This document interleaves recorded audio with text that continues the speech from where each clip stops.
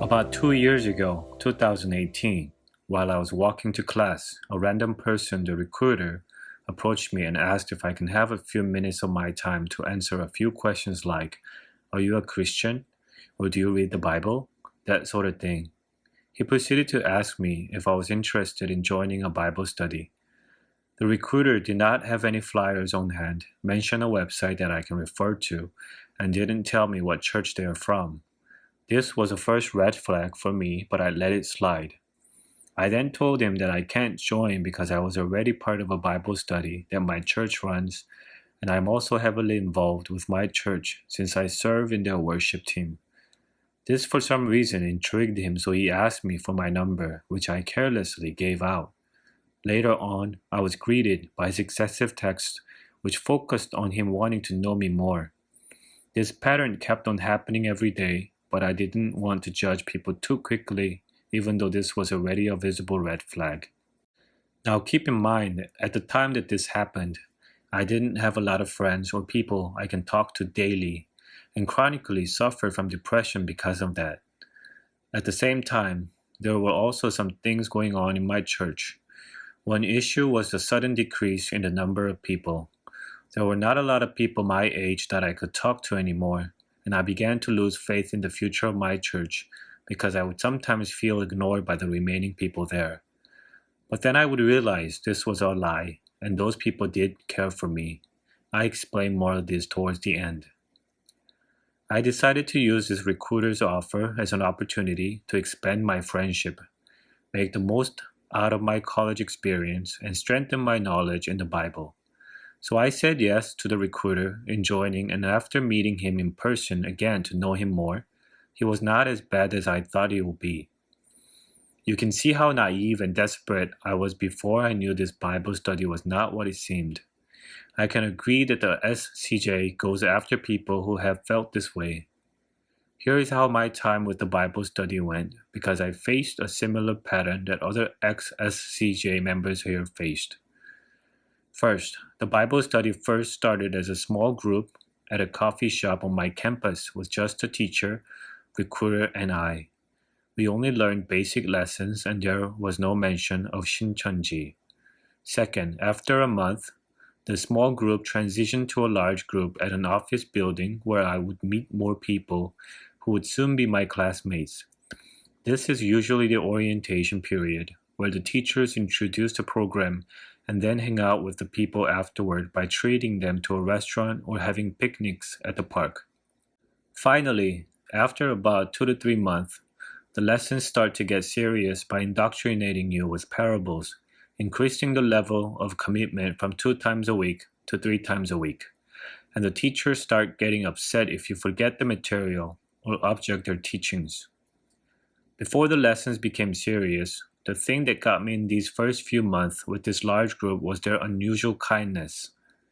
I never expected them to treat me like I was popular by being super interested in the things I do and also having a meaningful conversations with me. This made me want to commit to these Bible studies more.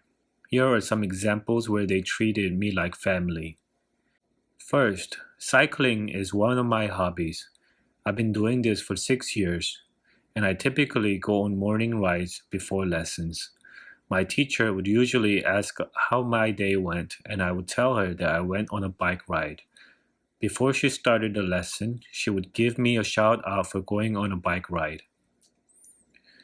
Next, there was a time where I had to miss Bible study for a week because of a mission trip to Honduras with my church. The group bought me snacks to bring along. Keep in mind, this happened before they would get mad over absences. There was another time I broke my shoulder after a cycling accident. The group sent me snacks and a card for me to get better, and I also somewhat became the center of attention after returning from the ER. I read from various posts that these SCJ members, by design, are trained to fake their kindness to entice you to stay. When I learned about this recently, I felt somewhat devastated since most of my positive memories came from them. Learning that their actions are ingenuine gave me a sense of betrayal because they were the only set of friends I had at the time. So now I will tell you how we began to see the true character of these people. One of my circumstances is not owning a car, and this is a disadvantage for me. As a result, I would have to rely on public transportation or rides from people to go to Bible study. Sometimes it is hard asking for rides going to the Bible study, given that I live far from Sacramento and there is a lot of congestion there. So I mainly use public transportation, train and bus, to go to Bible study. Sometimes the buses would delay because of heavy traffic, and I end up arriving late for the lessons. When this happens, the teachers would constantly text me asking me where I am and would threaten to mark me absent if I miss more than 2/3 of the lesson. When I explained to them my situation, they would normally respond with, "You should have managed your time better." To accommodate their demands, I decided to leave my house very early so I can have a huge window of time. Doing this repeatedly can get exhausting because I am usually the first to arrive at the Bible study, and I have to wait a while in the afternoon heat for the people to show up. Going back home is also a challenge. The lessons would sometimes end late to the point where I have to catch last train around 10 p.m., and there is even a mandatory small group afterward for review, which takes slightly longer. By the time I have less than 20 minutes before the last train arrives, I would remind the people in the small group that I'm about to miss it, usually a hard task, ask somebody for a ride, and then frantically race back to the station to catch it. Sometimes the train has already stopped at the station by the time I get out of the car, and then I would sprint as hard as I could because the train does not stop too long. There are also other extreme instances. I would commute to the Bible study by bike. I would bike from my house to the train station, board the train with my bike, and then ride the remaining route to the Bible study. I would repeat this same process going home, and it usually happens very late at night, where I have to vigilantly watch out for reckless drivers while having to race back before the last train leaves. I slowly begin to see here that they are not courteous of my time, and they never commended me for commuting like that. However, I did not want to jump to that conclusion yet. This behavior continued to manifest. There was a time where I wanted to miss Bible study because of an exam I had the following day. Keep in mind, I am very studious and I don't enjoy failing. Exams are always my priority, and this particular exam was worth the bulk of my grade, but I didn't have time to review for it properly. I asked the teacher that I needed to miss Bible study for only a day, and he seemed disappointed. He let me miss it and said he was going to video call me the next day. In this call, the teacher explained to me that although we are busy with our outside commitments, we should still make Bible study our priority because that is where we learn the Word to earn God's salvation. He even sent me a YouTube video of how to manage my time better, which is messed up. Months later, I would find myself missing out on lessons frequently because of an exam. My school also demands a lot too, And I would then be greeted with confrontations from my other teachers.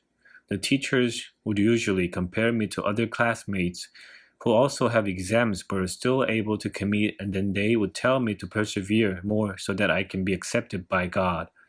Sometimes they would constantly bring up the Hosea 4:6 verse, which says, "Without knowledge, they were destroyed," to emphasize the reason for choosing Bible study over exams. When I read it then, I fell for it. But if I read the verse now, I can see that they took it out of context. There was also another instance where I had a fever and missed a full week of Bible study, which angered one of the teachers, who then told me that I should not let the illness be an excuse. Now the reason why I got this fever was due to overworking myself. Every week I would use Tuesday, Thursday, and Saturday to attend Bible study and come home late, and then Monday, Wednesday, Friday, and Sunday to catch up with my schoolwork. Even on those non-Bible study days, I still have classes to attend. Those are my full school days, and church on Sundays. Once I recovered and came back to the Bible study, they were planning to shoot a parables music video. Just as when we were about to begin, the teacher told me that I cannot join them and needed to stay behind with another teacher to make up the lessons I missed, which angered me internally. I had to watch these makeup lessons on this teacher's low-quality smartphone. His battery would drain fast and the video would lag, and it took me nearly all day to finish it while the rest of the others went home early. When I finished, the teacher who told me to stay behind came back and wanted me to still be part of the video. I declined because I would not have the same thrill in being part of that video had he included me earlier. But he insisted. I didn't want to waste any of my time, so I pretended to look happy and shot the video with him. From their excessive demands, I began to see the legalism in their doctrine, where they believe that keeping the word in the Bible and having knowledge about it constitutes acceptance from God.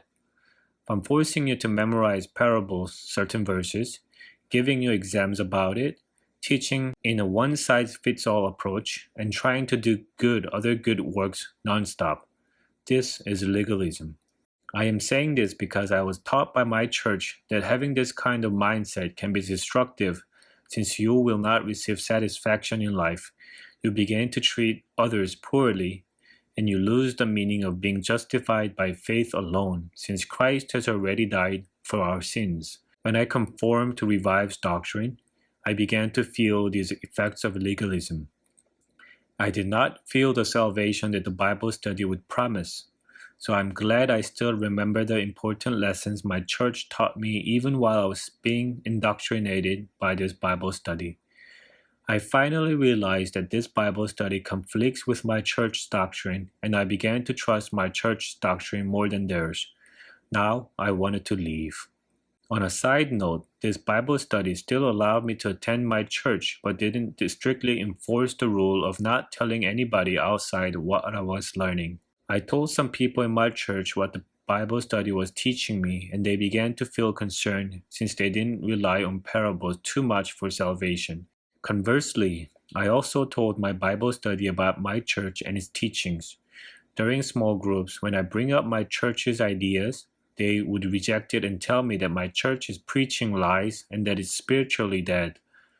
This was another factor that influenced my decision to leave because they insulted my church, the church that I've been attending as a kid and grew up in. Besides noticing the legalism, there was also another reason why I wanted to quit this Bible study. When I mentioned earlier that the size of my church grew smaller and I began to resent it since I felt ignored, I saw a change of heart in myself after recognizing that the feeling of being ignored was a lie I made up, and those people in my church did care for me. I realized too that church size does not matter, and it is how I spend time with the remaining people that matter more. Here are some moments where I had this change of heart. My dad is a pastor of my church. During a service, he addressed the fact that the church grew smaller in attendance and was asking the remaining people if they can help with the church. After the service, he came up to me and encouraged me to come back to help the church. He knew how I felt prior since I told him my feelings about the church. I play the bass in their worship team, been doing this for 5 years, and he missed seeing me up there playing worship songs. Note, I had to give up this commitment because of the demands of my Bible study. From there, I decided to tell my worship team leader that I wanted to come back to playing again. When I told her about this Bible study I joined and how I wanted to leave it, I never saw her that happy. There was another moment too that surprised me. My church has a prayer group where they gather before the service and pray for the congregants. What I did not know was that behind my back the entire time that I've been committed with that Bible study, the group had been praying for me to leave it after suspecting that I may have joined a cult. This is based on the teachings I've been sharing with them, and they did notice my unusual change in behavior since I have been acting socially withdrawn. They have known me since I was a kid. They were right. Around mid-December, before the Bible study transitioned into the intermediate lessons, I decided to give my teacher a call and tell him that I wanted to leave. It was a long and hard call because he was trying to guilt-trip me into continuing the Bible study so that I can be a better person to others. Unfortunately, I fell for his tactics at the end of the call by indecisively saying that I will think about not leaving. But I quickly changed my mind and told him I was leaving for good, and we ended the conversation there. I never got a call from him or anyone else ever since. So because of my choice, I had to give up the things I enjoy doing because of the call's excessive time demands. I gave up my long-time hobby of cycling, spending time with my family, playing with the worship team, and the Bible study obstructed my goal of pursuing internships, something that I was trying to find prior to being recruited. Even after I left this Bible study, it was difficult for me to resume these things because of the mental scar they gave me. But I try not to let that scar hinder me. On a positive note, this experience did motivate me to learn more about my church doctrine and its teachings.